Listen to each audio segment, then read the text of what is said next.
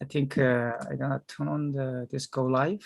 So I think the audience will already be waiting for us on YouTube, and then we circulated this information. The reason why we invite Wang Hui is, as you know, that the kind of we are experiencing quite the audience will already this transitory moment, uh, in my term, kind of, the transformation of a post-war, world system, which was built by actually according to Wang Hui, is age of Pacific, area, and then actually the United States, the led this system now, but it's in crisis, and we are witnessing the rise of the China, and then some actually the political group try to go back to such a anti-communist actually, anti-communist actually period or some such a tactic. They try to revive such an anti-communist tactic, and then, but in my opinion, such a attempt will be will be unsuccessful. That means it doesn't work out because as Wang Hui already wrote down in his work in many places, why the such a old regime could come back, and then that's why just we need alternative thinking about this crisis, and then we need to find out way toward the future, not actually going back to the the past. So actually, we start now. Then I wanna introduce Wang Hui. He already actually renowned, the scholar, not only in field of Chinese study, but the field of the kind of general, the political theory, including a philosophy. And then I want to actually limit his work to Chinese study, that kind of so-called Americanized disciplinary. I want to extend, and I found that very universal and general, actually discussion about the political theory, in particular about, the Cultural Revolution, in what I mean actually the Chinese Cultural Revolution. And then, he is now actually professor in the Department of Chinese Language and Literature in Tsinghua University in Beijing. And then he was named one of the top 100 public intellectual in the world in 2008 by Foreign Policy. So, and then he's actually he authored lots of books, including The End of a Revolution and China's New Order, The Politics Imagining Asia, and China's 20th Century. Okay, just today we actually gonna discuss that one. But actually the English version, English translation of this book is very original. That means it's not the full version of that original Chinese one. But now a couple of weeks ago, the original Chinese version translated in Korean. So it's my friend is translated one. This one is a huge book. See that? It's like a dictionary. I always introduce him a kind of working, encyclopedia, political theory and then political philosophy. So his actual work is focused on the meaning of China. But it's not, the quite a narrow sense of China. In my opinion, is a kind of very substantial question about what is China, But I think that history is totally forgotten, in this actually the post-war world system. And then anti-communism is the kind of ideological actually tactic would erase such a trace of a revolutionary spirit across the world. And then so now under the kind of rule of the neoliberal regime, such as education and the many actual public discourse, in my opinion, have been quite distorted, by this ideological option. So I think he tried to revive, the if you want, the whole history of what's going on in actually 1960s and then after Second World War. I mean, so he tried to build up the alternative, the discourse or alternative theoretical intervention, into this post-war actually the geographical the map of the the theory, and then some the political actually the discussion. So I think that's why just we invite him, and then now we are in the transitory moment. So in my opinion, we will actually the productive the discussion today. So actually I think I want to over to Wang Hui as introduce why you book, and then it's a little bit tedious, actually asking, but you don't want to actually repeat it. Anyway, just could you introduce actually why you wrote this book, and then kind of the main purpose you wrote this. Thank you, Alex. It's really great pleasure and honor to be invited to the event for share our ideas, and I really look forward your comments and the discussions. And as Alex said, that actually I started my career, academic career, from the study on Lu Xun. That's my earliest work, my dissertation, which was also translated into Korean. Lu Xun was the figure in the 20th century. I think that the two most significant figures, the thinkers in China in the 20th century, one is Lu Xun, is a literary figure, another political figure, Mao, were two different figures. Were really, of course, we can have some others, but they are really so important for our understanding about 20th century. After my work on Lu Xun, I moved to the Chinese intellectual history, and almost maybe 2004, I published a long work, was 4 volumes. That was the rise of modern Chinese thought. Actually, was a Korean. It's a really long term. The scholarship on the Confucianism and some others up to the end of the 19th century. So on the one hand, I have some logic from my academic career, but on the other hand, 20th century for me is very different from other topics, because partly because we belong to it, we are from it. Now the 20th century was thought as a past, but actually still linked to us to some extent, which still decided that the foundation we are stand on.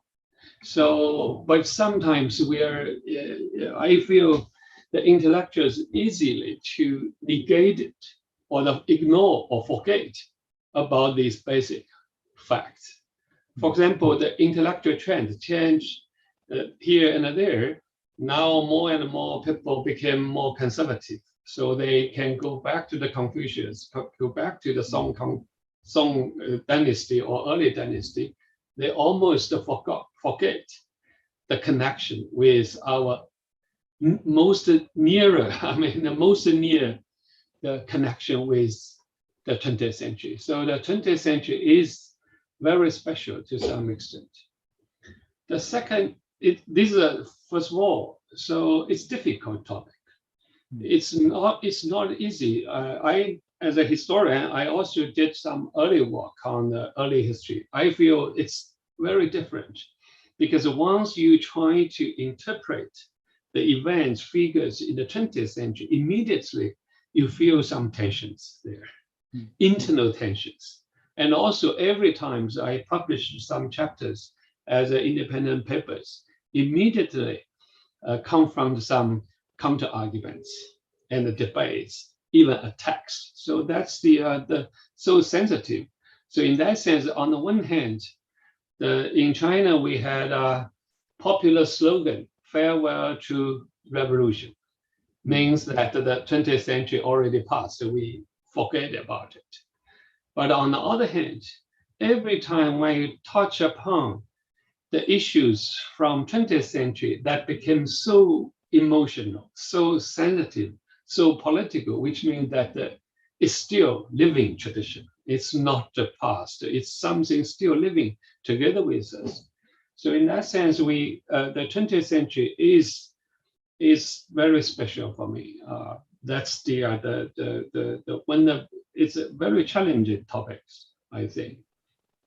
Third one, I think it's because I say that since the end of the Cold War, the popular slogan and the trend in China was so-called farewell to the revolution, because basically I define the 20th century as a short century, but a long revolution for China, because the long revolution means that the whole 20th century, from the beginning up to the end of the 70s, can be thought as a long process of revolution.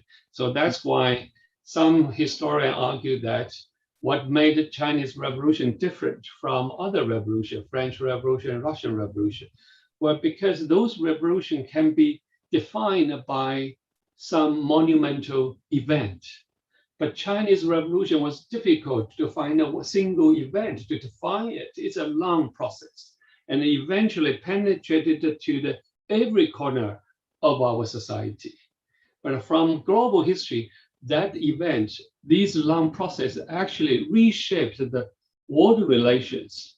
It's different from Soviet Union and America, but actually China played a role there. And if without the 20th century China, it was also difficult to understand contemporary world from my point of view. So in that sense, it's so important.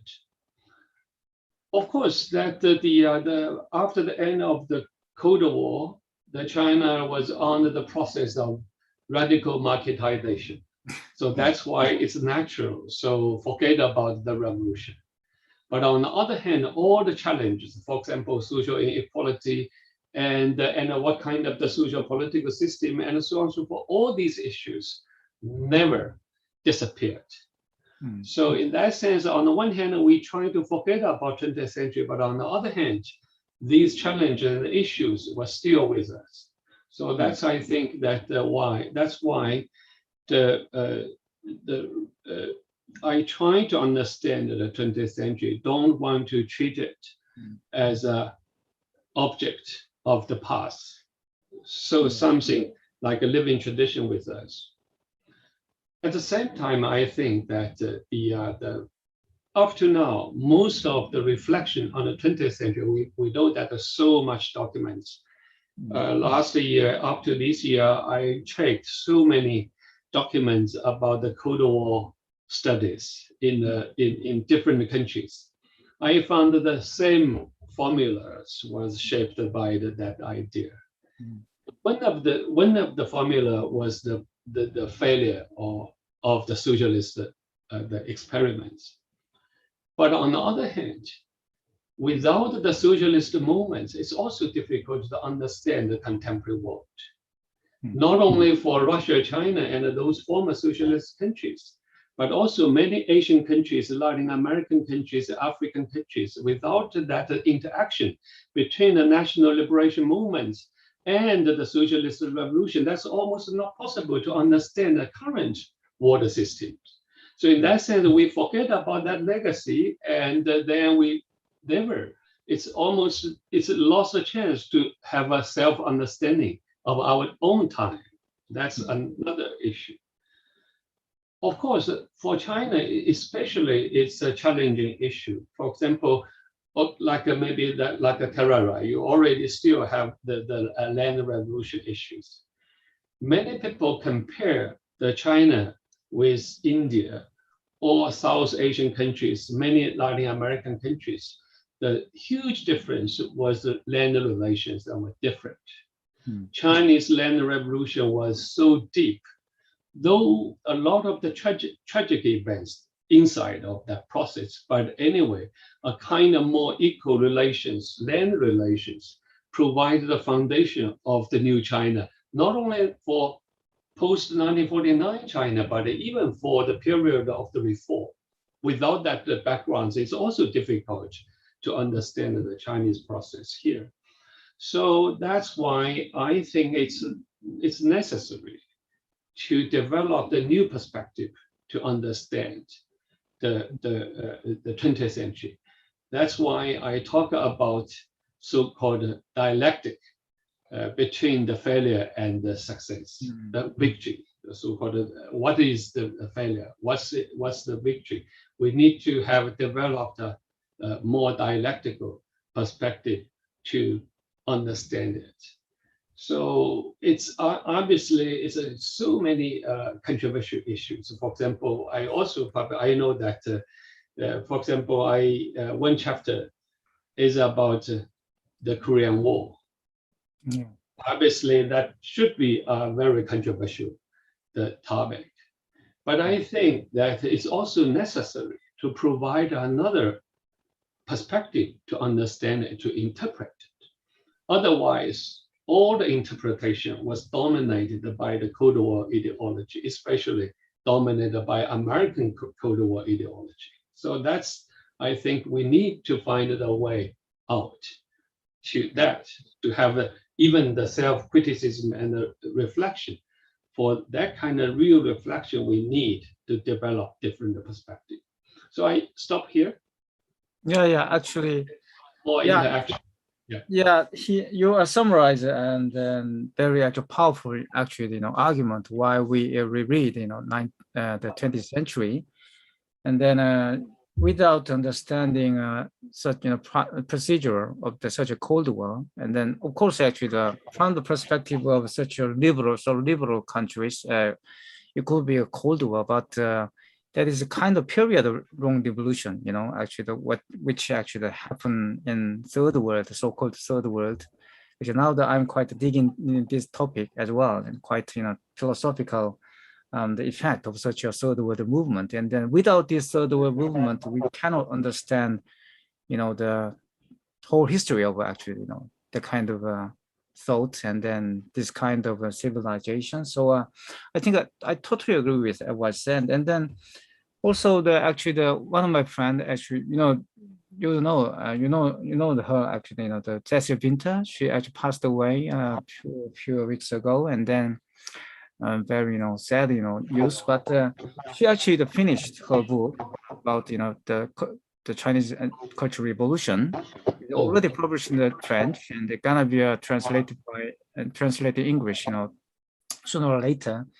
It might be published by some the Czech publisher. I don't know, actually. There might be that is my guess. Anyway, so I think actually in this sense, in the book, which was already published in French, Cecil Winter, they emphasize the cultural revolution is the only revolution, in 20th century. After the French Revolution, is quite different actually dimension of revolution. And then actually lots of French Marxists, including the Althusser, and even actually the Deleuze and Guattari actually follow this line, against such Western Marxism, finding out sort of a very core of the new revolutionary spirit in the Chinese Cultural Revolution. But actually, this history is a little bit forgotten, these days. And then lots of university teaching French philosophy, 1960s, but they don't actually find out some kind of link, or they don't actually emphasize the link between the third world movement supported by Chinese Cultural Revolution and China, and then this kind of development of the very radical philosophy in across the world. But that is a little bit actually we need to revive, and then find out some new perspective, toward the 20th century. Okay, just I think I want to open this discussion to panel. We have 3 panels, and then I think Hitomi would have lots of the questions. We already discussed a lot of about your books. Okay, Hitomi. Thank you. It's quite a great honor to be speaking to you today. And I come from an international relations background, and I was trained specifically in the United States. So I also highly agree that this is a much needed corrective in the ways in which we understand the 20th century, in part because, as you say, everything is framed in Cold War framework. And even within the discipline of international relations, there are discussions about decolonizing, but there's very much this blank space in terms of how to comprehend the rise of China. And so I think your intervention into the understanding of the meaning of the Korean War is a very much needed one. And yeah, so I think this is a very much needed work to be read in Western liberal societies as well. And as well as rethinking what it means to talk about revolution, not just the American and the French, but also Chinese revolution and the Haitian revolution. So I was reading with a lot of interest in each of your chapters. And so my first question is about law's affect.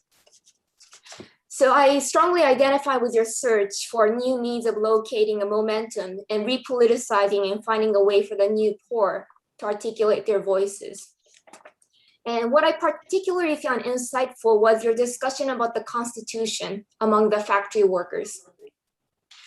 So you mentioned that how Article 1 of the Chinese Constitution, you investigate into the legal conversation of the workers' class and the potentials you located in how the workers' discussion shifted from originally in self-interested conversation into the nature of the original spirit embedded and anchored in Article 1 of the Constitution.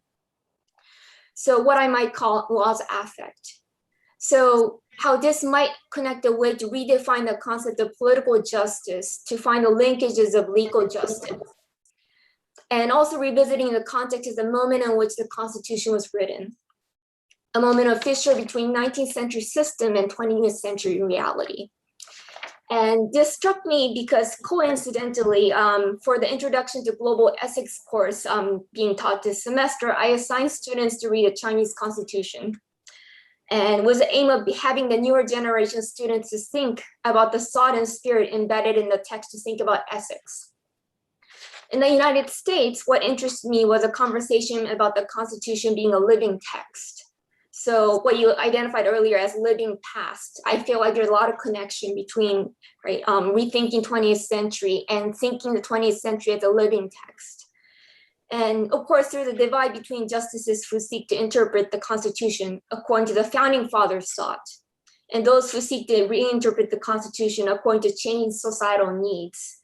But I wonder if you could elaborate whether there's a similar kind of conversation taking place at where you teach in terms of the spirit of the law and the meaning of Article 1. Thank you.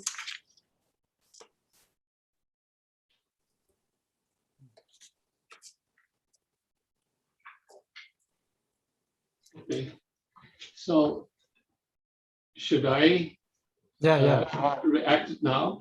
I think I can start with the two questions, okay, the Alex and Hitomi's question about the Constitution, labor issues, and the Cultural Revolution. I try to maybe some connections with these two issues. Yes. The first of all, I think that the Cultural Revolution was a very important event.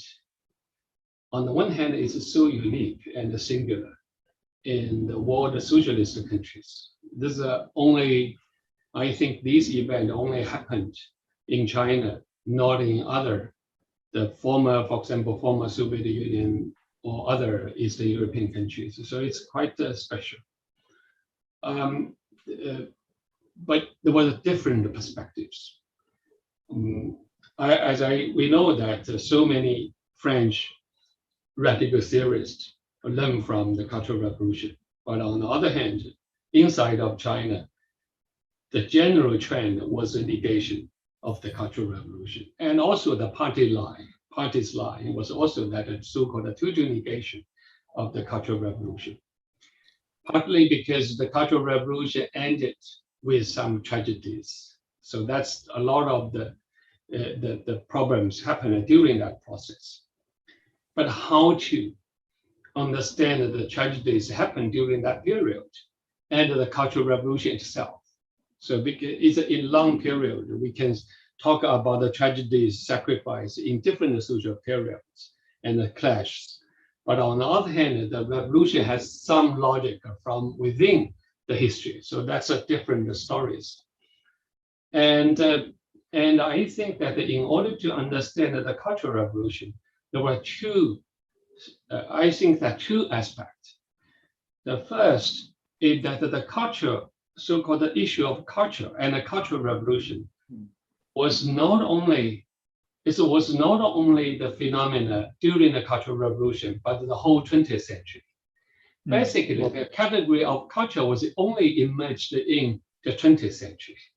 Even the term was completely new in the 20th century. So we have the Mayforce cultural movement. And afterwards, we have the cultural movement during the wartime. And then you have the Cultural Revolution. So why? The first of all, why the revolution became cultural? So why the Cultural Revolution? Before that, we have the land revolution, we have the military revolution, we have some other political revolution. But why it was Cultural Revolution? I think the first of all, in general, the Cultural Revolution was linked to the creation of the new political, the new space of political, which, for example, in the Mayforce, even during the Mayforce period, 1919, and during the World War I, that Chen Duxiu, Li Dazhao, and Lu Xun, and those generations launched the Cultural Revolution against the Confucianism, conservatism, and so on and so forth. And they developed the new literature and the new genres and the new forms, and raised the issue of the youth, the woman, the gender, marriage, and education, and so on and so forth. What's the meaning of it? It means that the first is a negation of the older forms of politics. Because at that time, most of the people, including the intellectuals, thought that the politics is always linked to that the parliament, state, and party, and so on and so forth. But for cultural movement generation, they thought that first of all, we need to change the connotation of politics. So all these issues in the 20th century became the foundation or the new sources for the radical revolution. So the Cultural Revolution always linked to the radical values, different issues, and the call for the growth of the new generation of the human beings change. So that's why it created a new space that's inside of it. You have the new political or the new politics generated from it. So the Cultural Revolution actually is a process to create the new social relations, and through the creation of the new politics. So that's the same logic from the Mayforce moment to the Cultural Revolution. But the Cultural Revolution itself is also singular in the 20th century. It's different from early cultural revolutions. Partly because in the 20th century, you have a very different, the new phenomena. That new phenomena was the so-called socialist state. Cultural revolution happened within the socialist state. So on the one hand, the socialist state was the achievement of the revolution. But the Cultural Revolution will happen within that socialist state, which always means a self-revolution. It's not the total negation, but the self-revolution, regeneration of the new, something new. That's the issue. So that's why suddenly the bureaucracy, the party system, and especially bureaucratization of the party itself became the target of the Cultural Revolution. And again, which also means that the Cultural Revolution at the beginning trying to change the logic of the older state, because at that time, the socialists developed, but unfortunately, only one decade later, that the socialist state tended to repeat the logic of the older state. So the bureaucraticism and a stratification, and it's different kind of a new reclassification of the society. So that's why the party was a Chinese Revolution, one of the old tradition. The 20th century revolutionary tradition was so-called a mass line, means that in the process of the Chinese Revolution, especially for the land revolutions, the party and the mass was so integrated. On the one hand, you still the party, but the party was disciplinary party. But on the other hand, party became the mass movement itself. It's linked together. So that's why Mao said that we need the mass line. So the mass line in a socialist state gradually degenerated into the empty slogan, because actually still the structure of the state. What I say that the statification of the political party, which means that the party organ was integrated into the framework of the state. So that's why you need a kind of the Cultural Revolution to change that logic. That's the beginning. But on the other hand, paradoxically, in the whole 20th century, the tasks for the socialist state was double. But on the one hand, you try to maintain that the purpose. It means trying to go beyond the capitalism, which created new social relations. But on the other hand, in such a global capitalist systems, you also need to achieve the so-called modernization, industrial, agriculture, military, and so on and so forth. So there were internal contradictions there. And also, I think that the failure of Cultural Revolution reflected the internal contradiction within the socialist state. So on the one hand, the socialist state is really something new in the 20th century. But on the other hand, it's always linked together with the self-contradictions. So that's why the Cultural Revolution was so important, and why it was also the big failure. But on the one hand, we can argue that it's a big failure. But on the other hand, if you do that from a comparative perspective, like compare China with the Soviet Union and the former Eastern European countries, many other countries, where the post-socialist transition, still China was different, in that sense different. In the first stage of Chinese reform, the state became more flexible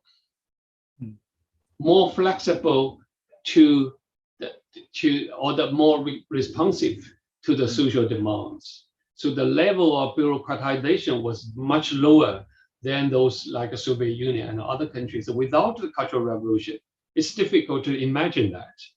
Though we paid the price for that, it's a double the size of that story, the Cultural Revolution issue. And also that was also the last effort in the 20th century. I think already in that period, socialist state experiment in a global scale was in the difficult positions. It's trying to find the breakthrough, but on the other hand, it's a kind of the end with the failures. So the Deng Xiaoping also mentioned, he said that after the Cultural Revolution, when he launched the Chinese reform, he said that without the Cultural Revolution, he means that without the total negation of Cultural Revolution, then you have no reform too. So it's a kind of another slogan. So that's what I mentioned these. These also related to the Hitomi's question about the constitutional issue. I think that first of all, these closely related to the nature of the socialist state. Because basically in the preface of our constitution, it's always argued that it's a socialist state. And under the communist, the working class, it was a leading class, right? So the country belonged to the working class. So, and also the union belonged to the union between the working class and the peasants, together with some other petit bourgeois class, and so on and so forth. Basically, they argue that this country is people's country. So the constitution reflected that. Though from the beginning, it's difficult to say that all the content of the constitution reflected the social political relations, even during the 1950s, 60s. It's difficult, but you still can see a kind of the tendency. For example, again, different kind of the social, economic, and the political movements try to promote the idea, not only the idea, try to realize to some extent the power in the hand of the people, especially the working class. In the 1950s, 60s, not only the state constitution, they also raised the issue. Mao was highly praised the issue, which called the Angang Constitution. Angang means that the Anshan Iron Steel Company, there was a labor or working class constitution for the big factory enterprises within it. Basically, that was the union between the engineers and the working class, which means that the working class played the role of the leadership in different levels too, together with the intellectuals, engineers, and the party together. So it's a kind of the integration, which also reflected the value of the early Cultural Revolution at the beginning, because in the early Cultural Revolution, that period, they tried to mobilize the people, means the ordinary soldiers, ordinary workers, and the peasants could play the role of the leadership in different units. So that's the also reflected in different levels. So in the reality, you still have the bureaucratization, stratification of the society. But on the other hand, you found that still the long process was there. So afterwards, after the Cultural Revolution and in the long process of the Chinese reform, obviously these are more bureaucratic, more stratificated that the society was. So that's why that's the issue. When it's interesting because even though it's obviously the Constitution cannot simply reflect the reality of our country, but on the other hand, if you observe the social movements, especially the working class movements in the 90s and early 20th century, early 21st centuries, a lot of the slogans raised by those working class and the peasants were they trying to resort to the issue of the Constitution, meaning that the Constitution is still the living for them, for the resistance to some extent, or the criticize. And it's paradoxically, it's changed the context, because once the protesters use the constitutional articles to protect their own interests, and the Constitution itself was the theory for the legitimation of the state and the party. So in that sense, it's a kind of the negotiation between the state and the protests. So that's why some other scholars in America, I think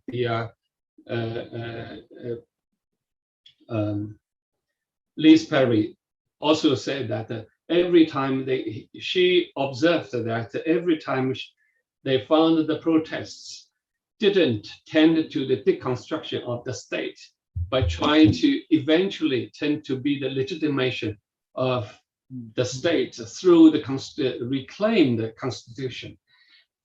These are kind of the legitimation issue, but on the other hand, there's a force that became the power to force the party and the leaders of the state to adjust their policy to some extent. A lot of the new slogans again re-emerged up to now.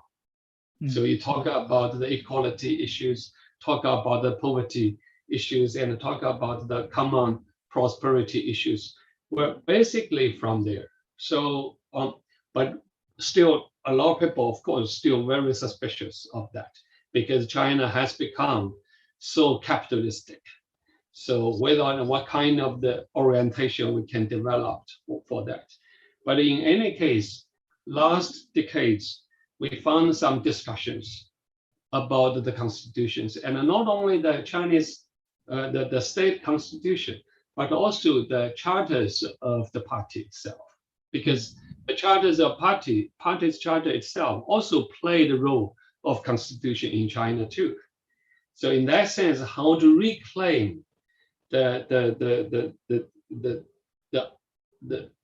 issues from the constitution, both from the constitution and the party's charter, became the political issue here in China. So I don't know whether or not I can answer the whole questions. Yeah. All right, actually, the job I think you would have.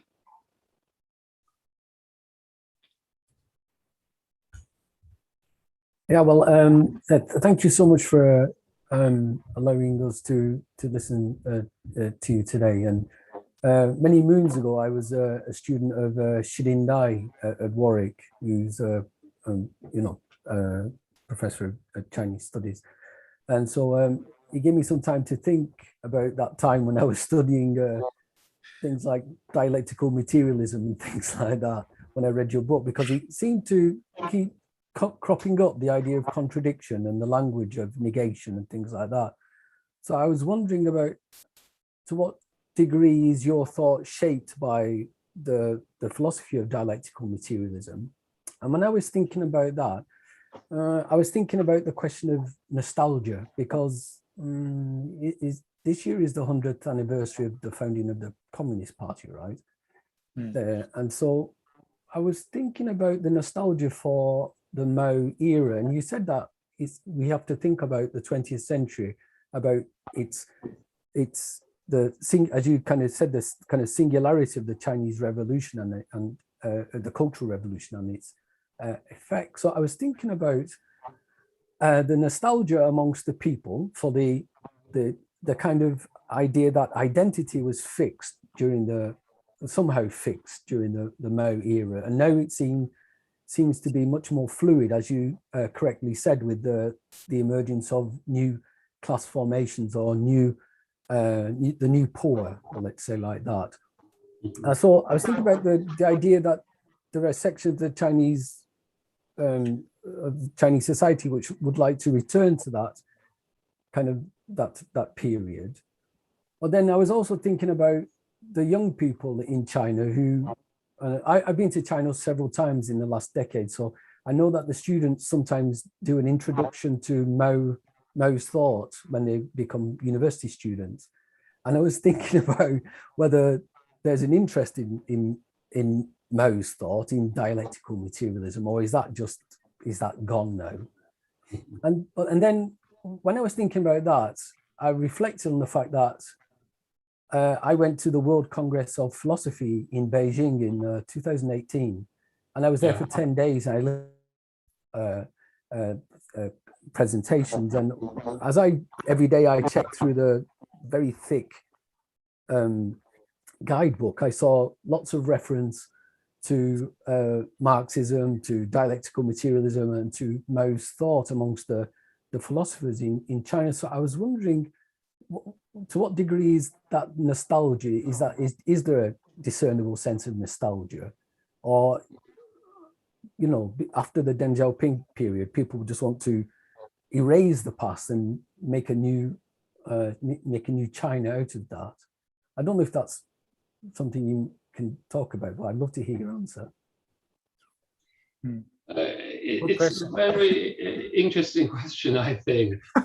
And a very important question too. First of all, the Mao's dialectical materialism was integrant of every thinking in his theory, in the policy making, the strategic thinking, and the philosophical thinking too. So almost everywhere for him. That's and also. It's he's studied the Marxism, it's the Lenin and so on and so forth. Hegel, he read that. But on the other hand, he was deeply influenced by the Chinese dialectics. Sun Tzu tactics, or the Chinese ancient ideas was really deep to that. So in that sense, it's before that, in the 1990s or early years of 21st century, at the beginning was only few people, because of the general trend was commercialization, marketization. The best sellers were von Hayek or the Friedman or some others. But in the popular level, especially for the lower social class, it's interesting. The working class, peasants, minorities were always thought Mao was a great figure, never disappeared, even after the Cultural Revolution. If you visit Tibet, many temples, they have the picture, Mao's picture there. So partly because that's the land revolution was made people remember him. So that's very important issue. So the nostalgia was at the beginning was really from that generation. But later, it's interesting. Mao as a legacy was in China was still is like a ghost hunting for everybody. So you find that in a lot of business, they also read Mao because Mao has a so rich strategic thinking. So they also use the Mao's like in different ways on protracted war, for example, that the People's War on protracted war, even during the anti-terrorism war or the different and the coronavirus campaign was they all use that terms of the unprotracted war. The unprotracted war was the application of the dialectics into the military, the issue. So that's obviously became very popular. So interestingly enough, a lot of the young intellectuals, young generations now, new generations began to read his work enthusiastically. So that's another the interesting phenomena. I noticed that a lot of very intelligent youth began to read Mao. So suddenly Mao's work became bestseller. One of the stories one of my old friend and a classmate who worked for the central governments for the central document, the bureau, and so on. So it means that the party's history and the state history. He was the one of the authors of the Mao's biography, official biography of Mao, and also the official biography of Deng. He was quite an important figure. One day I came across him, had a dinner with him. He told me the story, the Deng Xiaoping's daughter once talked to him, say that gratitude to him for their contribution for the writing of the biography of Deng Xiaoping. He said it's well done. However, Deng's daughter said that it's a very good, excellent job. However, it's very difficult to compete with Mao's biography in the market, not in other. So partly because the Mao to me is, as I told him that it's difficult to compare Deng and Mao. First of all, they are comrades before. Then, no matter how value him, but he's a great politician. But Mao, not only a political leader and a politician, but somebody who are almost like a ghost, or it's never disappeared. That means that. So it's not, if we say that nostalgia for the past, it seemed that the Mao became more and more real in the thinking, in some people's thinking. So that's another phenomena. I thought that the long negation of him and hatred against him, and now he come back. And a lot of people read his works. It's truly they read his works. So it's not because the official ask us to read, but the people try to read his books to understand the Chinese history and to understand the contemporary China and the world. Yeah. Manoj. Thank you, Professor Wang, for being here with us as part of the GCTH lecture series. And thanks. I read your book, and it was kind of an introduction to Chinese political philosophy and Chinese political topics and larger history in a sense for me. Though we are very much familiar with Chinese and Soviet Union politics to a great extent, as far as Kerala is concerned. Like growing up in Kerala, I do remember still we get that Soviet Land magazine, which is being delivered to us, and the discourse on China's political party, Chinese Communist Party and Soviet Communist Party is kind of a major important discourse whenever we kind of have a students union, like the political meeting and any sort of discussion on Indian Communist Party. So it's in a way connected, but in a way another way it is kind of an introduction. But taking a clue from Job's question on the idea of nostalgia, I was suddenly reminded of Hayden White, who talks about history in terms of tropes, like how people write history. So I was thinking in the first chapter, in which you talk about the problem of 20th century is kind of an anomaly, because you say that it is kind of a first century in China, because you have a different conception of space and time, right? So while you're engaging as a historian, while you're engaging with history or a certain mode of ordering the archive, ordering the past, right? It brings in certain epistemic questions also into the fore, like while you are being a historian.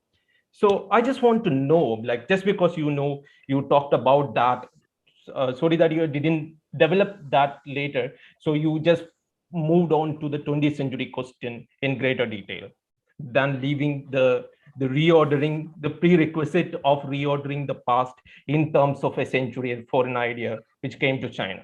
So I would like to ask you as a historian, like, what are the epistemic problems that you as a historian encountered while you kind of address the history writing in China, majorly not just because you wrote this book, but from other books that you've referred, like 4 volumes on Chinese history and all, right? So is it like any other approach other than a Marxist approach? Like for an India example, we have this nationalist historiography, and then there are different streams of historiography propping up right now. After the post-colonial studies, something like a post-colonial history, then something from the history from the lower class, some history from the peasants, or something that we call subaltern history, right? The muted voices. So there are different ways. So I just want to know, is there any other perspective from which is developing in the larger context of Chinese studies in that sense? Okay. Actually, my early book on the rise of modern Chinese thought were more, as I said, from long-term, the perspective to understand the Chinese history. I argue that the certain kind of the reconstruction of continuity for the Chinese, the constantly reconstruction of continuity in Chinese history, because as you may know that a lot of the especially after the collapse of the Soviet Union, and most of the pre-20th century early dynasties empires were fragmented, and modern China will still maintain its integration. Basically, it's a population or geography. I mean, were more or less the same as the Qing dynasty. So that's the only, with the exception of the Outer Mongolia, the claimed independence after the 1911 revolution, and gradually in the 40s became independent countries. So still the population and the composition of the ethnic relations and so on and so forth, a lot of the social relations maintain it's the old certain kind of form. So on the one hand, the 20th century, China had a most radical revolution, long radical revolution. But on the other hand, by the end of the Cold War, we suddenly realized that China to some extent, maintain certain stability compared to any other old empires. So that's the motivation for me to write the early books. But on the other hand, I feel that even in that book, when I talk about the continuity, I talk about the constant reconstruction of continuity, which means that the continuity is not a natural revelation of the history, but something intentionally reconstruction of that continuity. When the Mongolian come to China proper, they build up the new dynasty, or when the Manchu come to the China proper, build a new dynasty, they try to insert their dynasty into the chain of Chinese dynasty to enhance the Chinese identity, even in the early period. So that's many, many reasons for that, of course. But the 20th century for me is something different. Not only I mentioned these, the 20th century issue, it's not only about China, but also some considerations about the global history. Basically, first of all, when we talk about periodization, we need the concept of time. The first time we use the century as a unit time, the unit of time to define our period, our time. That's the first time.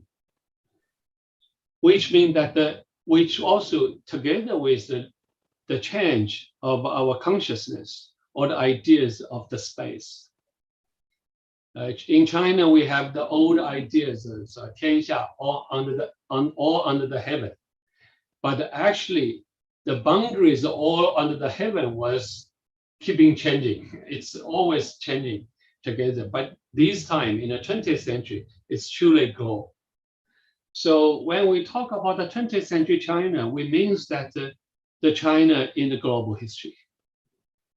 So it's not only the single history, but the part of the history of the global system. This is the first one. The second, in the more classical narrative of the world history, well, 19th century was most crucial. We can Hobsbawm or some others. Well, always the 19th century was the crucial turning point of the whole global history.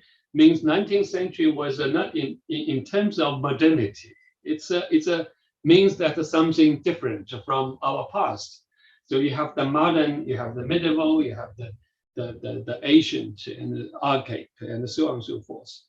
So the 19th century and American Revolution, French Revolution, British Revolution became so important to provide the basic models for the new global history. So the 19th century capitalist history, so that's most important. But in the 19th century, we have no such idea about the 19th century at all. So the so-called 20th century, why I use that term, because the 20th century revolution, as I said, it's the period when the revolution, radical transformation and the revolution happened in the peripheral areas, not in the center of the capitalism.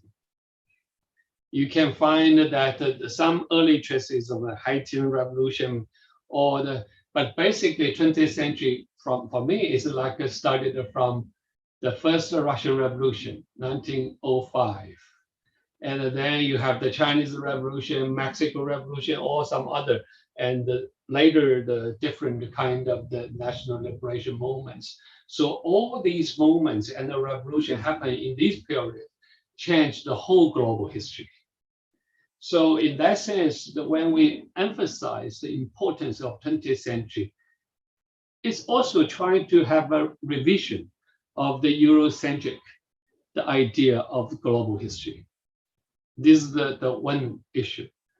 Second was that following the 20th century, you have the efforts trying to break through the so-called logic of the expansion of the capitalism, colonialism, and imperialism, trying to create something new, right? A new state, new society, and something new.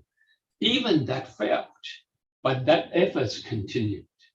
So from my point of view, that's why the periodization for me is that most of the historians will argue that the periodization was basically based on the basic category of capitalism.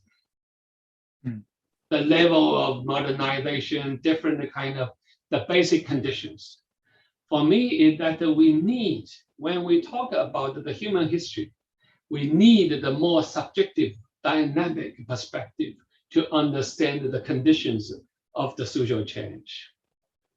This also may be more dialectic because it's also linked to the great efforts, social struggles, how that the launched, because basically the capitalism, colonialism, imperialism was nothing new. Since the 16th century, it's always there. What made the 20th century different from before? That was the great efforts to break through that logic. So in that sense, we need the new standards to understand that history. So which also not only the Eurocentric, but the capitalist as the basic framework to understand the history. We need to find some new elements to think about that issue. This is also, I think, is more or less dialectical. Yeah, great. Actually, yeah, Geoff, intervene. So, like you're talking about China and global history, and then after reading your book, you introduced the concept of the planetary when you were discussing China's historical investment in the African continent, which you kind of said was roughly from like 1970s. And usually we have this image that China has only recently started to invest in Africa, which is, you proved it not to be the case. But when you were talking about the kind of planetary aspect of Africa, I was wondering about how China somehow would connect with the idea of the planetary, and what is your idea of the planetary as such? I mean, do you think that could be understood as a kind of rival to the globalization or something like that? So anyway, it's just a conceptual thing, but I was wondering why you thought about this idea of the planetary, whether it was an alternative reading of 20th century global capitalism.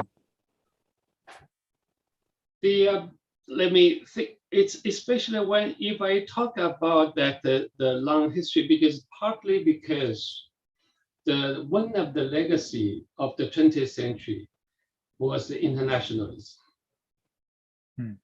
It's actually Chinese Revolution was not the single revolution. It's part of the series of the revolution. And the Communist Party, for example, the Roy, that's the who was from the Comintern to help to build up the Communist Party itself. So in the 1920s, already there. So as I say that in the 20th century, one of the phenomena, I think the two legacies are very important. One legacy was new, that the socialist state. Second was third worldism, which was interconnected in the whole 20th century. So the Chinese behavior in the post-Cold War area, because China became integrated into the so-called global capitalism or globalization. Chinese also tried to find the market in other continents and its new space. But on the other hand, when we talk about that, we try to rethink. It's like a domestic issue. When the people, we know that the China basic structure transformation are already there, but why they try to revive the 20th century tradition, like Maoism, try to change and reshape the orientation of that tendency. So that's why the people will rethink about the legacy of the 1960s and the 70s, the internationalism, like a Tanzania-Zambia Railroad. At that time, nobody will blame that as a imperialism, new imperialism, we need to remind of ourselves what's the change between the current, what's the difference between the natures of that action and the current the systems. So it's interesting that even now, on the one hand, the Chinese behavior in this aspect was dominated by the double logics, I think. One logic is a capitalist logic. You search for the markets.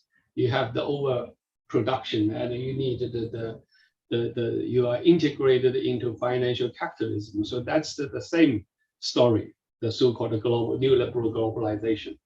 But on the other hand, China had another logic too. Mainly was the socialist state legacy.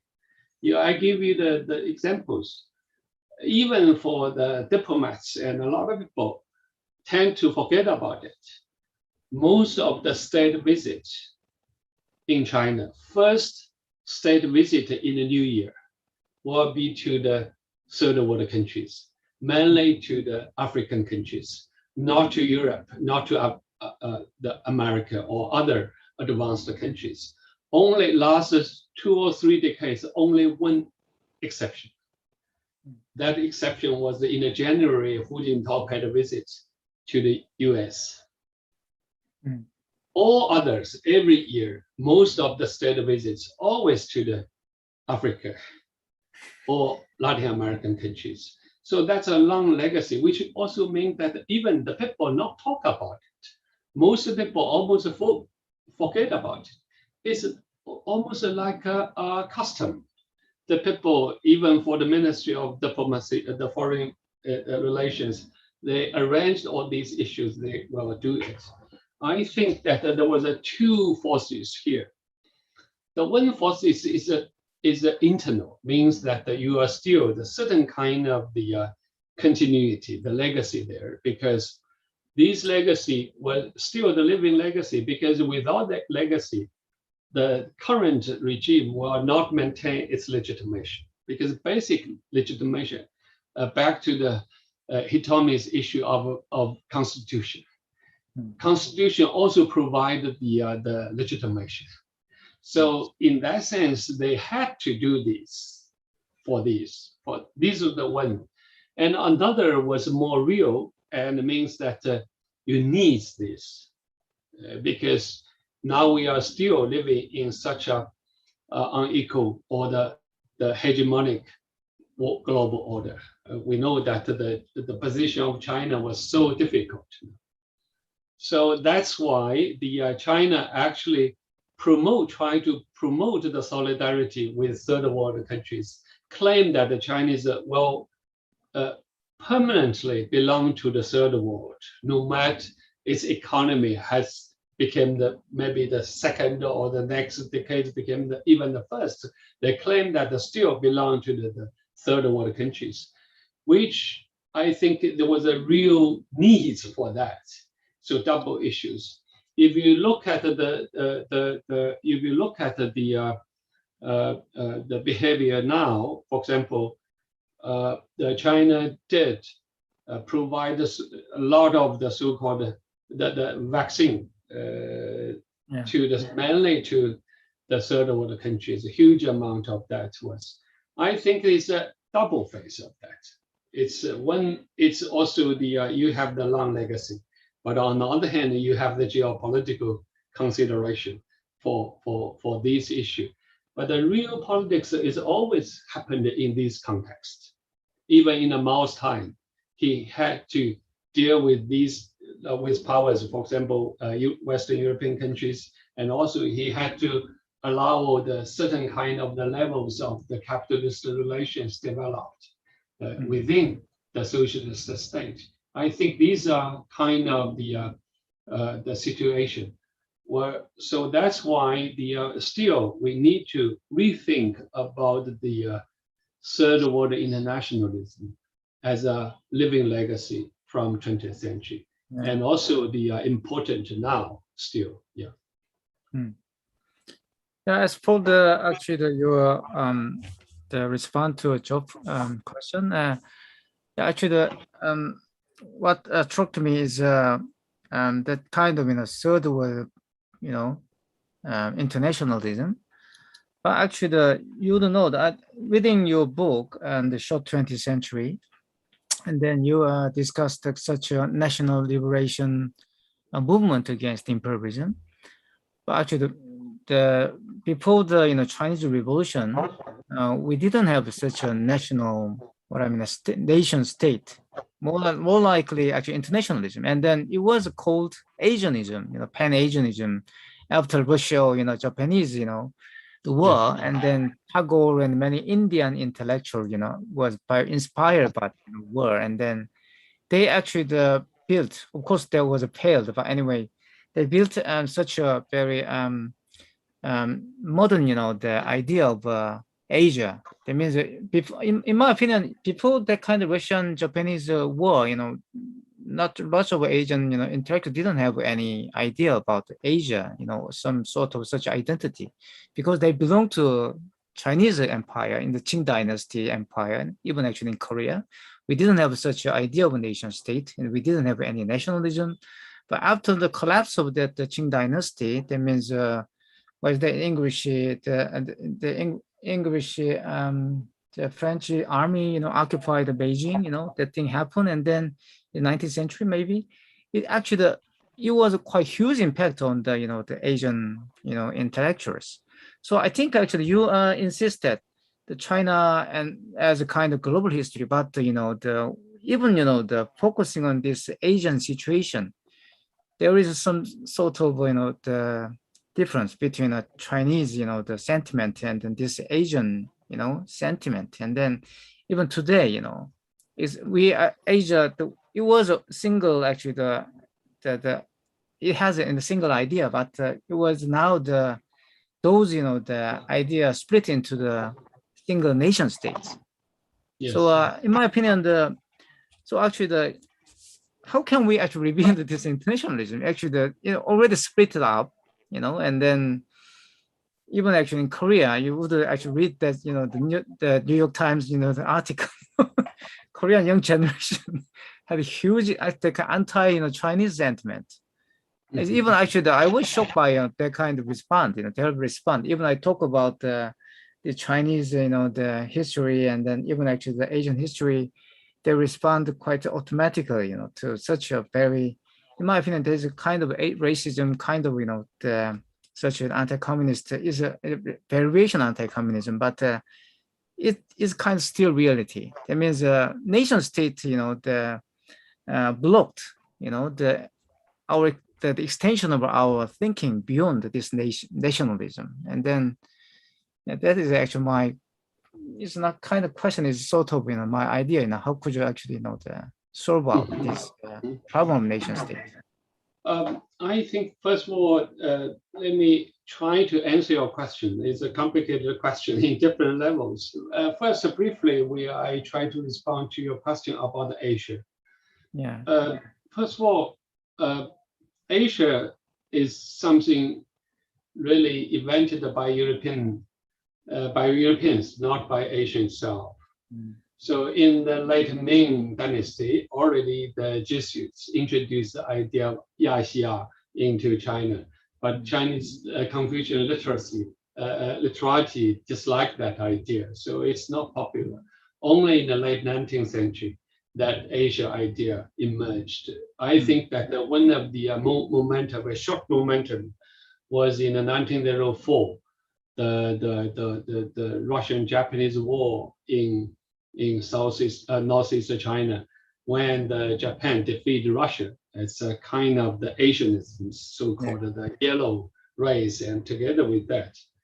So, but later the whole idea was a monopoly by Japanese imperialism. So that's a great Asianism. It became the category very imperialistic, integrated the Asia into the great Japanese idea. So that's why at the beginning, a lot of the Chinese intellectuals was interested in the idea of Asia and Asia solidarity, but that later, less and less interested into.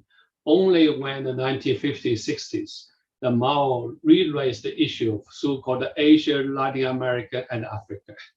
the Asia, Africa, and Latin America. That's a Bandung spirit.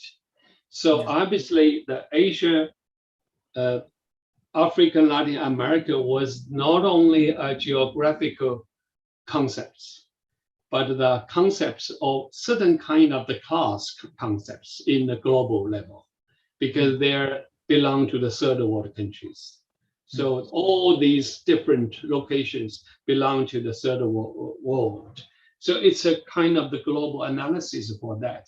So they use the idea of Asia, but very different from the early 20th century when the people talk about the Asia. So that's the one level.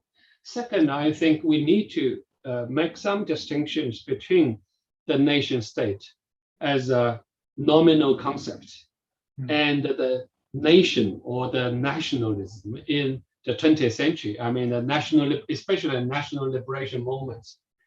In the 20th century, nationalism in a category of communist movement, nationalism was not popular at all. KMT used that term. The communists always use the patriotism, not the nationalism. Patriotism and internationalism linked together, or the patriotism, national liberation, and internationalism linked together. The linkage between these three categories was also reflected the domestic political struggles, because we know the strategic thinking was the so-called united front, right? Against the imperialism or the ruling class, which means that the certain kind of the third world internationalism reflect the strategy of Chinese revolution from Chinese sides, that the revolutionary subject should compose of different social forces. You have to recognize the difference among the people. Inside of China was different social class. We can all reorganize as a political subject. That's a so-called category of the people. And in the third world internationalism, they try to construct the solidarity, third world solidarity, by recognizing the difference between the social political systems. So that's why the Bandung logic emerged from that background. So in that sense, the national liberation, the term of national liberation was from the beginning in the context of Chinese revolution, from the beginning was closely linked to the tradition of internationalism, not singularly related to the nation state. So the nation state was thought as a bourgeois term. So that's why, but it's a complex. So Mao trying to argue that, for example, sovereignty is they argue for the sovereignty from that third worldism, right? Not in the nominal. It's not the normative, not singly, not only the normative, but trying to substantialize it through that the third world internationalism and the national liberation movement. So you can. So I think that maybe we can rethink about how to think about the connection between the national movements and the internationalism in the 20th century. What's the relationship between that? Yeah. That's actually, we need a kind of revive of such a nationalism, and then totally actually is beyond the kind of nominal sense of a nation state. And then Yes. I think Hitomi would have some question relevant to this one. Yes, so in terms of well, nationalism, and since you discussed about stability and continuity in contrast to the other former empires which crumbled, when you spoke about the 1911 Chinese Revolution transfer of sovereignty from the Qing to the Republic of China, you characterized this as a compromise between the North and the South on the principle of the Republic of Five Nationalities, and the establishment of the principle that the sovereignty resides in the people, uniting Han, Manchu, Mongol, Uyghur, and Tibetan lands as one nation and their people as people. So there is a continuity between empire and nation state formed through the revolution, and you characterize this as a mutual penetration of empire and nation state. And Crescendo Duada also characterizes China's empire disguised as a nation state. And you also note that there's a continuity and imprint on the ways in which the special administrative regions work today.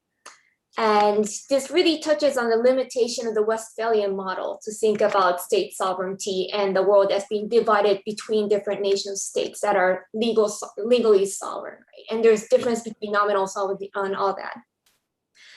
And in other chapters, you discuss about Xinjiang in later chapter, and you attribute this to the rise of ethnic conflict to globalization and market capitalism, and the shift from affirmative action to identity politics and the exaggeration of the urban-rural divide. And while many of those places are very different in its history, so it will require careful differentiation. But I would like to ask for elaboration on how the continuity of the empire and nation state fits into the thinking about these regions such as Tibet, Xinjiang, Hong Kong, and Taiwan. And I also wonder whether there could be a connection between, because when you discuss about Xinjiang, you talk about how marketization and identity politics and ethnic conflicts go hand in hand. And how are those language of ethnic politics and identity politics actually rereading national liberation movements towards that sort of end? Thank you. Yeah, it's very complicated question. It's really difficult, but the urgent questions for us to answer. The first of all, I think the Taiwan-Hong Kong issue is different from, is many ways different from Xinjiang and Tibet. Partly because the Taiwan issue was a legacy of the Japanese colonialism, and the Hong Kong issue was mainly the British colonialism. So it's nothing to do with the, before that was not a land belonged to a horse. These are not very different issues. But Xinjiang and the Tibet issue was, to some extent, different, especially the so-called continuity and the revolution, to see that the double trends meet together. I mean, the first of all, we need to rethink about not only the sovereignty, but also the category of the state. Basically, the state now currently, current context, state was defined by the nation state. Every time when we mention the term of state, we means that the sovereign state or the nation state. But actually the state were, historically speaking, a different formation of the state. So that's why it's interesting, the Francis Fukuyama's new book, his book, he said that he tried to compare Chinese history and the European history. He argued that the first modern state was emerged in China. And he saw that what's the privilege for the European history was the rule of law. Rule of law was much longer than the modern state. The modern state means that after the 16th century, but Chinese state was much longer. For more than 2,000 years, you already have the certain kind of state. But that state was not the nation state at all.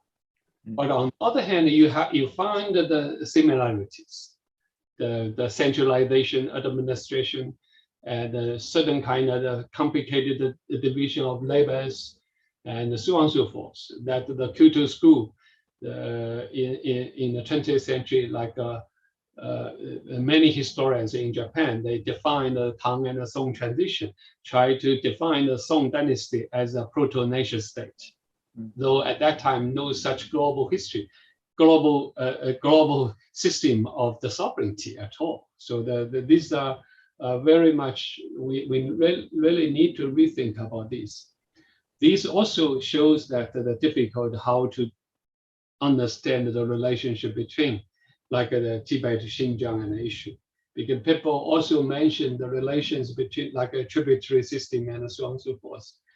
A tributary relations was very long, but tributary system was the invention of 20th century historiography. It was totally trying to compare it with the treaty system.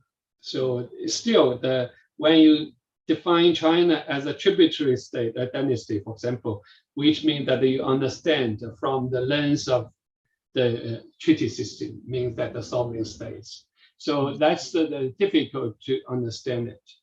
And in this sense, on the one hand, we will talk about the continuity because Tibet had a long, long history with China, and even the Xinjiang even longer history than Tibet with the central dynasties. But that relationship cannot simply defined as the sovereign relations. So that's very difficult. So the continuity reconstructed only when the imperialism imposed the global system, the sovereign system, over to the whole regions. Then as a counter moment, you need to reconstruct it as a continuity. So we can see that the relationship. So that's the difficulty. And give it not only for China, I also wrote like Okinawa, the same, the tributary relations, double relations, right? The tributary paid to Japan or the paid to Qing dynasty, that was a double relations. And also these kind of relations was very complicated that happened in the regions. Only after the 19th century, that relation should be constructed as state relations, either out or into internal. So that's the new relations constructed. And the Xinjiang issue, it's more or less, it's, I think that in the 1911 revolution and the 1949 revolution were different. The 1911 revolution mainly resort to the sovereignty because it's the union of the 5 ethnicities was resort to the idea of the sovereign country, right? But in the 1949 revolution, on the one hand, you still build up a sovereign country, sovereign state, but it's a popular sovereignty. So through the land revolution changed the whole social relations and created a new identity. That new identity is not the ethnic identity, not only the ethnic identity, but also the caste identity, people's identity, and so on and so forth, which means that the politicized values were there. So in that sense, that's why when I visit, even now, if you visit Tibet, last summer I was in Tibet, or if you talk to the Uyghur people in the popular level, they are now more nostalgia for Mao than the Han Chinese people, because especially the elite Han Chinese were very critical to Mao before. However, even after the Cultural Revolution visit there, there's still those minority people more nostalgic for Mao, partly because the politics of equality create the new identity for New China at that time. So that's why I argue with some of my colleagues that I think that the ethnic conflicts, of course, it's a complicated also global the context. But within China, I think that the ethnic conflicts are not, because a lot of the historians argue that the main reason was that the Chinese in Mao's time copied the Soviet model for the national self-determination. So that's why I gave the ethnic identities and created the conflicts of minority. I disagree with that, because basically I think that was a process of the depoliticization, because the socialist politics faded away, that the old identities was also in crisis. So all these social contradictions became eventually be thought as ethnic conflicts. Right. that is a kind of the depoliticization, effect of depoliticization. As you said, the capitalist economic system facilitates depoliticization, and then, yeah, Yes. actually, that's why we need, the bring in the is it called politicization? Politicization. So, any question more, and then Manoj, yeah. I just have a question. I was going through another problem which you raised, like the problem of representation, right? The problem within the fall of the representational system. I think it was not unique to China, but to sort of all form of democratic systems, like for example, parliamentary democratic system itself. This sort of the gap between the represent and the represented, or whatever be the form of representing, whether it be a political party, whether it be a state or anything, the gap remains a problem. And that is where we call, like even in a parliamentary democracy like India, we have these new social movements emerging outside the space of the political parties. Like, for example, Dalit movements, you say certain land reform, small minor movements, like which becomes very significant, land struggle, which becomes very significant, environmental movements, which is happening outside the mainstream political party. And it's also kind of the failure of the representational system. And while you are critiquing the idea of party, the political party, which is quite central in the context of China, because political Chinese Communist Party is as important as state. And you also talk at a point of time wherein which the state and the political party becomes one, like, whether the political party loses its massification principle, right? And and in that sense, I was reminded of Herbert Marcuse's criticism of like the left, decline of the left in the 60s and all, when he was writing on the decline of left. So what I'm asking you is, like, how is the position of the political party as of now in China?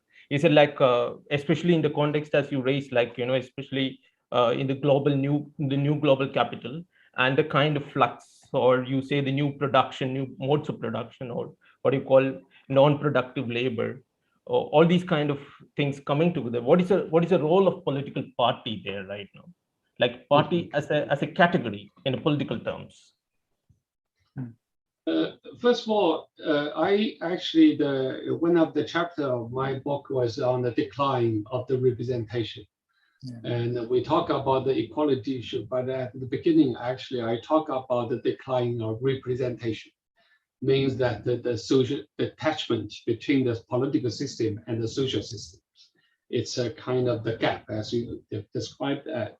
And also the gap, not only the gap between the elites, but also the gap between the political party and the society. That was is also the crisis of China. But on the other hand, the Chinese party system was very, to some extent, different from the representative parties. It's different from the India or other, like Korea or American, European countries. Partly because the Communist Party was it was the result of the 20th century. It's a long revolution that through the land revolution, armed struggles, united the fronts. So that's why the party, on the one hand, I think that in the history of the Chinese Communist Party, there was a different, some basic periodization, because the first period was from the establishment in the 1921 up to the end of the 1920s, that basically were trying to, under the help of the Comintern and the Soviet Union, to reconstruct the Bolshevik Party in China. But the members were mainly the intellectuals, elites at that time. Gradually absorbed some labor people. But after the failure of the Great Revolution, North expenditure, the Communist Party was forced to withdraw from the city to the countryside. they have become gradually they became a kind of the mass movement among the peasants. So the Comintern had the slogans "into the people." Mao said not only into the people but from the people. The party from the people into the people. Eventually, that's why the party and the people were linked together, penetrated together.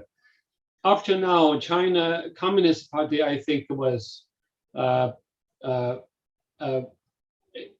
it was how to say it was the biggest political organization in the world. It's more than, I think, more than the whole population of Germany at least. So it has a huge population and penetrated every corners. You have the members was almost like a population. It's in the peasants, workers, and so on and so forth. But the party itself, on the one hand, the membership was huge, but not necessarily mean that you are still the mass movement. So you have the great population as a membership of the party, but not necessarily it's still the mass movement at all. Why that happened? It was mainly because from my argument was that the party so-called decline of representation in Chinese context was the result of the statification or the integration of the party into the framework of the state. On the one hand, you look at it, it was thought as a party was the leaders of the state. But once the party integrated into the framework of the state, means the state logic dominated the party's logic.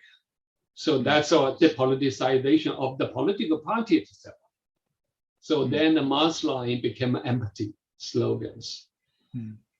Currently, the rule of the party was still quite huge, is a big. Still, because of the organization power was huge. So especially when like the coronavirus or the flood or the earthquake, any kind of the urgent the situation, the party played the mobilization power.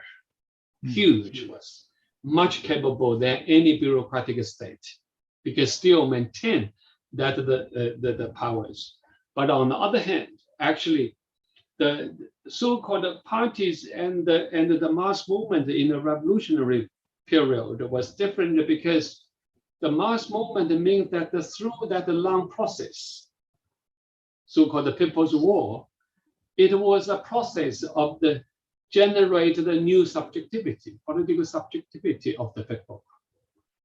Some new subject were emerged. Only in that, for example, the People's War, the working class peasants, especially for peasants, became the new political subject. Without that long process, it's not possible to have AQ, for example, Lu Xun's story.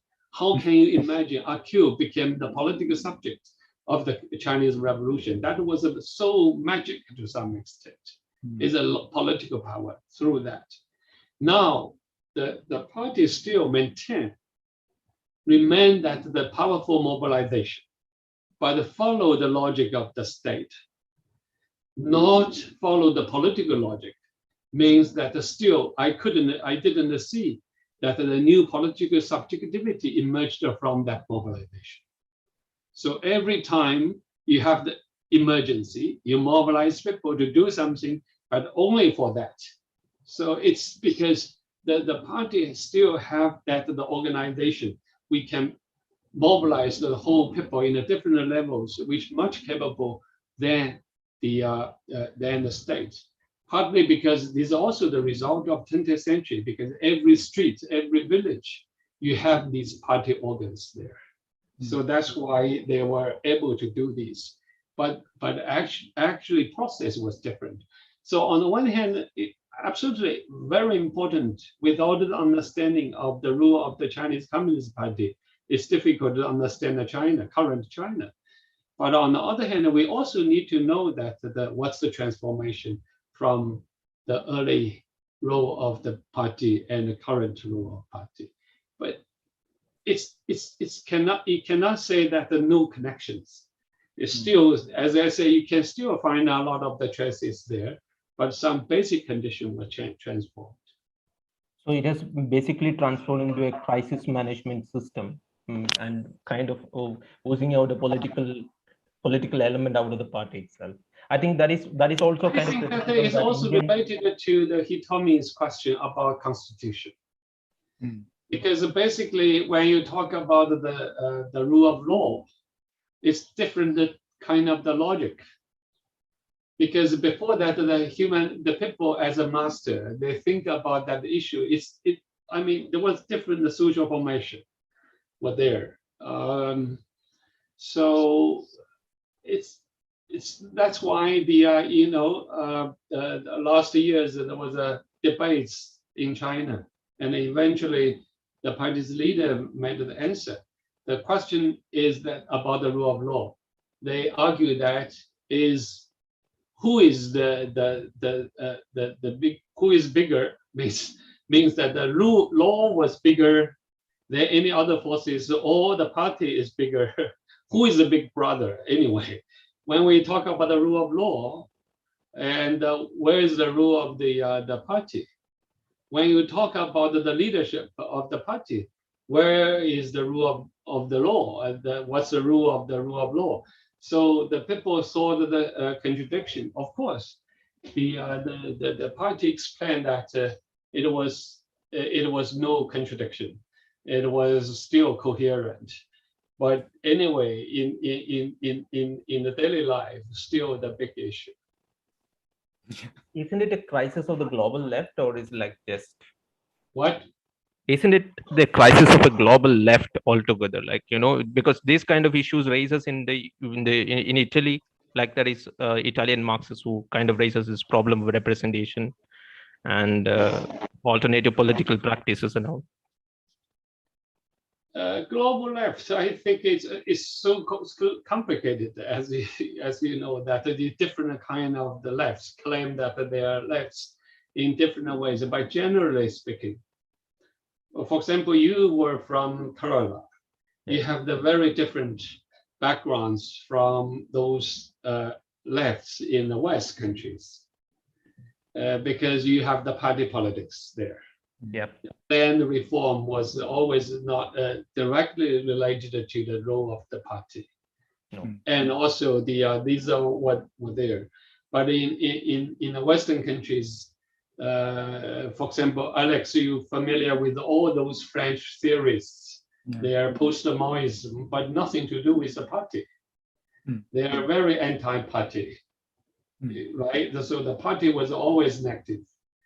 And also they are in the 1960s. On the one hand, they are involved in the anti-war movement against the American imperialism, but on the other hand, they are very critical to the Soviet Union, right? So basically, the New Left movement was in between these two systems or the regimes developed. But the question is that that's why up to now they also thought that the China were part of the Soviet systems. One of the issue I think that the global left, for me at least, I didn't see, because basically especially in Europe or the America, when I was there, I talked about them. I said that every time I listen to their criticism and the reflection on their own society, I share so much with them. But when they talk about China, it's difficult to make a distinguishment from their argument with the mainstream. They are against in the other sides. So the global left didn't develop independent discourse about China. And I think this also related to the really historical understanding of the socialist movement in the 20th century, not only about China. It cannot simply say that the Stalinism, of course, we are criticized that, but you cannot equal the Stalinism to the whole Soviet practice. Of course, yes. Must be separate. Otherwise, you thought that the whole thing was negative. You cannot find any elements from it positive for us. So where is the alternative? So in that sense, I think that Karatani Kojin once said that he said that after the collapse of Soviet Union, he feels so weak. Then he knows that the so-called global new left was really depends on the polarized structure. Yeah. Once that the polar structure collapsed, new left don't know how to identify themselves, how to locate their position in the real politics. So I think that's the very big issue, I think. Yeah, Slavoj Žižek also pointed out his critique of Adorno. That once Soviet gone and then nothing left, to the global left. So I think that's why I think we should understand China, and then otherwise we cannot understand 20th century. If we cannot understand 20th century, we cannot actually go forward beyond the 21st century. But I think you actually raised a very interesting issue, revolving around this China. But now I think the argument about this issue quite limited to social study and then political science. But we need to actually open this discussion to philosophy and then the humanities, actually more actually the wider the broader the sense of the the scholarship. So I think actually already we in the past almost 2 hours, so I think you might be tired. So did you have any last question, or otherwise we actually finish now? The Hitomi, you have? I'll make it quick. Yeah. So I found it interesting that you made a distinction between the workers' resistance and class struggle. And I wanted to just hear a little bit more in terms of, because it's a matter of scale, right? On the one hand, the idea of workers' resistance implies atomization and the need for a more intersectional way of thinking about solidarity. And you also in the global scale talk about how the deindustrialization of the West and China becoming the world's factory are intertwined. So can you say a little bit more about the relation between resistance and its difference from struggle? Because when we talk about the class struggle as in the 19th and the 20th century, which always means that the revolution, certain kind of the revolution, means that we need to reconstruct the whole social formation. So, but the workers' resistance now is some kind of the protector movement, and they resort to the legal rights and protect themselves. So that kind of the movement is still very important, but on the other hand, is a process in the process of so-called improvement of the market condition.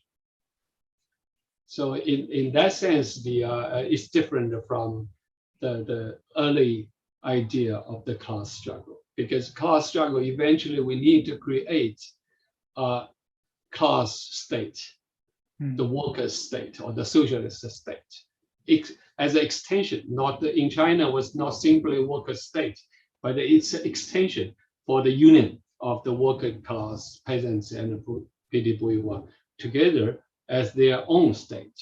So, but now the most of the social struggles happened under the flag of the rule of law. That the constitutional rights, they try to protect their own rights for that.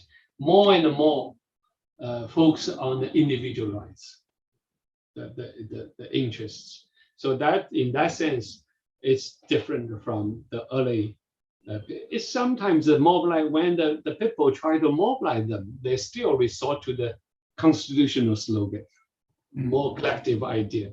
But once that they're into the legal process, they mainly focus on the individual rights. Okay. So actually, I think we have more questions, but must preserve, that one for next opportunity. I think hope we convene, in person next time somewhere, because we live in the Asia, so very easily, visiting each place. I hope so. And I think, thank you for your time, Wang Hui, and then very an honor, and then very pleased to actually have you here. And then actually lots of audience would also enjoy our talking. So thank you very much. Thank you. Thank you. See you next time. Bye-bye. See Yeah, you. stay safe. Thank you.